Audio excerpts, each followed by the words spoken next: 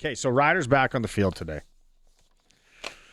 Do we got some juicy info for you on Trevor Harris talking about his concussion, his hit that he took against Toronto? We'll get to that in a moment. But we're going to start with Coach Mace because it seems like every week, and we're into the bye week, and we're going to talk about injuries. And it's one of those things. You see a guy in a sling, out of practice. Sling's not a good thing. Could be a number of things, but let's be honest. Seeing a guy in a sling, not a good thing. So first off, Coach Mace talked about QB1, our starting quarterback, and Trevor Harris being back on the field today. The squad's happy as ever to have him back out there and doing what he loves to do. And for me, always just for those guys, I'm just happy for them to be able to get back out there and do it. I know he don't like to miss nothing. So awesome to see. We love to see it. We all love to see it. Trevor Harris back in the lineup. Now, I don't know where you land. Prairie Land Rentals text line always open. 936-6262. Later this hour, if you want to call in, you can. Curtis is saying, yeah, we're allowing that. It's also 936-6262 or toll free 1-866-767-0620. If I read that too fast, just look it up on Google. It's there. But we had so it was basically 2 weeks off. Samuel Emelis didn't play before, so I'm sitting there thinking, nah, he's good to go, right? Like that. What is that? Almost 4 weeks. He hasn't played. I'm like, nah, Sam Emelis coming back after the break. He's going to be out there ripping around. Today he was there, but Coach Mace talks about him returning to action, even though he didn't take first-team reps today. I think pretty dang close, man. He was out there today, so we'll get feedback from that, which is awesome, right? Really exciting news, and even for him, I know he's been chomping at the bit. So we'll see where that goes, but it was nice to see 1-9 out there. See where it goes. I don't know about you, but if he's not firing today, Monday, the game is Friday. Things kind of set up.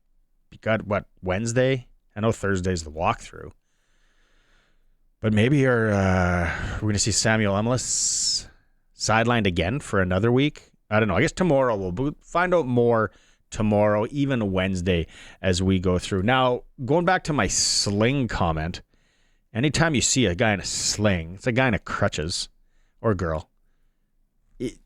Never a good thing, right? You got a sling. It could be a shoulder, could be an arm, immobilizing something. What's going on there?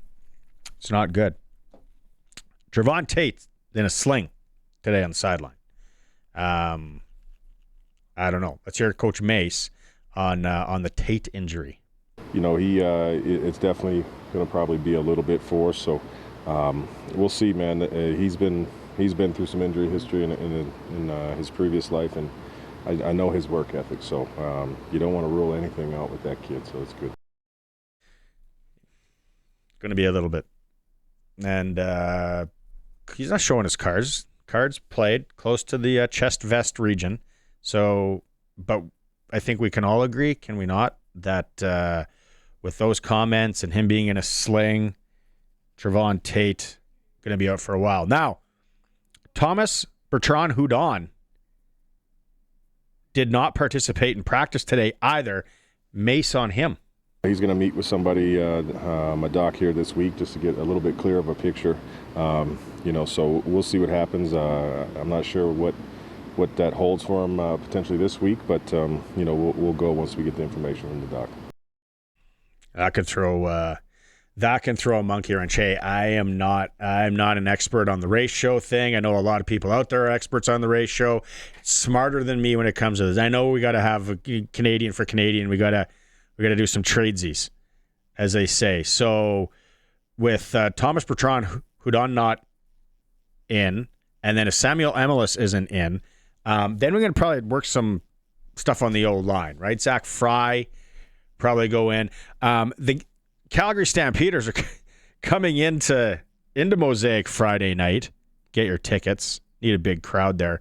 Coming off their monumental victory in the Stampede Bowl. The trophy the coveted Stampede Bowl trophy, which we found out, wasn't it Don found out that it was made by the same people that made the Four Nations Cup trophy? That is true. Okay, those guys are getting work. It's big trophy year. They're out there making trophies, making their quota. Now, Mike Rose is one of the athletes getting ready for a return to his former team or playing his former team. Coach Mace was asked, did you notice any extra emotion from Mike Rose that he's facing his former team? To be honest, nothing outside of Mike Rose, man. He's just he's a fun-loving guy. He's going to always try to find ways to have a successful game. But just for him, intrinsically, he knows, speaking to the offensive line over there, he knows those guys pretty dang good and, can provide some information for the defensive line room as far as, some of their strengths and weaknesses. But no, man, we haven't talked about it. He ain't talked about it. He just ready to go play a game. That's right. Get some intel. We can ask Luke about that too, coming up here in a moment. Now, for me, this was the lead story. I buried it a bit, put it at 2 because I know there's a lot of injury updates. But if we go back to that Toronto game, we remember Del Duncan Busby hits defensive back from the Argos, Kenneth George Jr. low. I said, yeah, that was dirty. That, probably didn't mean it, but still, dirty play. No call initially on the field. CFL replay center. They jumped in, legal block. So after George Jr. taken off the field on a cart, Argos defensive lineman Jordan Williams, if you watch it, he's talking to Trevor Harris and he shakes his hand. Pairs, obviously they're talking about something. You just don't shake someone's hand usually and not say anything. You're an absolute weirdo if you do. So you're shaking hands and says something to Harris. What was that? We don't know. On the next play, Williams hits Harris high, right? We saw that. We all got that. Okay, we got that. Penalized for unnecessary roughness. Eventually fined by the league. Some loon dogs and toonies going back to the league. Now, Harris talks about we're gonna hear from him. First off, he's asked, did the concussion symptoms come after the game?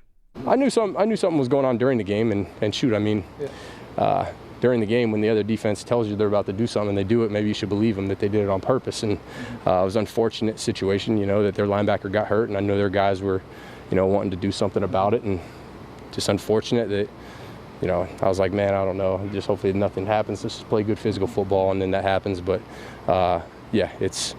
it happened during the game. I felt it. I knew I was a little bit dazed. But at the same time, I had a pretty bad virus. I still, kind of have little trickles of it. It's like a 4-week deal. And so I wasn't really sure what was the virus, but I knew after the game and during the game I was a little bit fuzzy. But I felt good enough to execute, and I don't condone what I did in terms of, standing there. But it's no fault of the team, no fault of the docs. I didn't report anything. I wanted to stay through and grind it out, and was able to get a win, and so thankful to, Mario and the special teams, one of those historic type plays, but just glad we were able to get the win.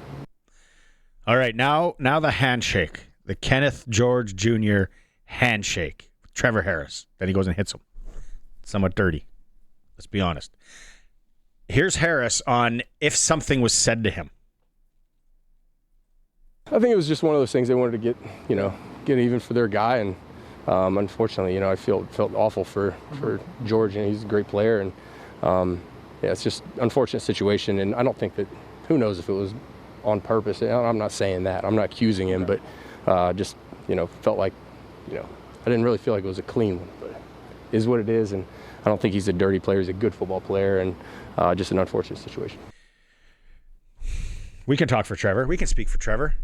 It was dirty. He knew exactly what he was going to do. Eye for an eye. I'm kind of an eye for an eye guy, so I can't judge, right? It's, but Trevor knows. He said he was going to hit him, and he went and hit him. Concussion. Out for a game. Fined. The man's name is Jordan Williams. So when he comes to town, curious what Rider Nation is going to have planned for him. Let's go to break. When we come back, Luke Mullender standing by, our color commentator, the Rider Broadcast Network. Let's get Luke's take on all this and the injuries and the bye week and a whole lot more.